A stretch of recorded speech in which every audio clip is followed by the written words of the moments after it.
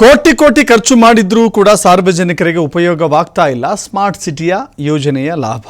ದೇಶದ ಏಕೈಕ sports complex ಅದರ ಜೊತೆಗೆ ಈಗ ಮತ್ತೊಂದು ಅಪ್ಡೇಟ್ ಸಿಗ್ತಾ ಇದೆ. ತುಮಕೂರಿನಲ್ಲಿ ಗ್ರಾಮಾಡಳಿತಾಧಿಕಾರಿ ಸಾವು ಪ್ರಕರಣಕ್ಕೆ ಸಂಬಂಧಪಟ್ಟಂತೆ ಕುಸಿದು ಬಿದ್ದಿದ್ದಾರೆ ತುಮಕೂರು ತಹಸೀಲ್ದಾರ್ ರಾಜೇಶ್ವರಿ.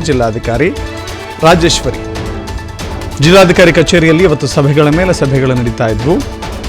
ಭುವನ ಸಾವಿನ ವಿರುದ್ಧ ಹೋರಾಟ, ಮತ್ತೊಂದು ಕಡೆ ಸಮಾಧಾನ ಪಡಿಸುವಂಥ ಸಂಧಾನ ಸಭೆ. ಈ ಸಂಧಾನ ಸಭೆಯಲ್ಲಿ ಭಾಗವಹಿಸಿದ್ದಂಥ ತಹಸೀಲ್ದಾರ್ ರಾಜೇಶ್ವರಿ ಕುಸಿದು ಬಿದ್ದಿದ್ದಾರೆ. ಕೂಡಲೇ ಜಿಲ್ಲಾಸ್ಪತ್ರೆಗೆ ದಾಖಲು ಮಾಡಿಕೊಳ್ಳಲಿಕ್ಕೆ ಹೊರಟಿದ್ದಾರೆ ಪೊಲೀಸರು. ಭುವನ ಅವರ ಸಾವನ್ನು ಖಂಡಿಸಿ ಹೋರಾಟವನ್ನು ಮಾಡ್ತಾ ಇತ್ತು. ಈ ಸಂದರ್ಭದಲ್ಲಿ ನಿಶಕ್ತಿಗೊಂಡಂಥ ಆಕೆ ರಾಜೇಶ್ವರಿ ಎನ್ನುವ ತಹಸೀಲ್ದಾರ್ ಕುಸಿದು ಬಿದ್ದಿದ್ದಾರೆ.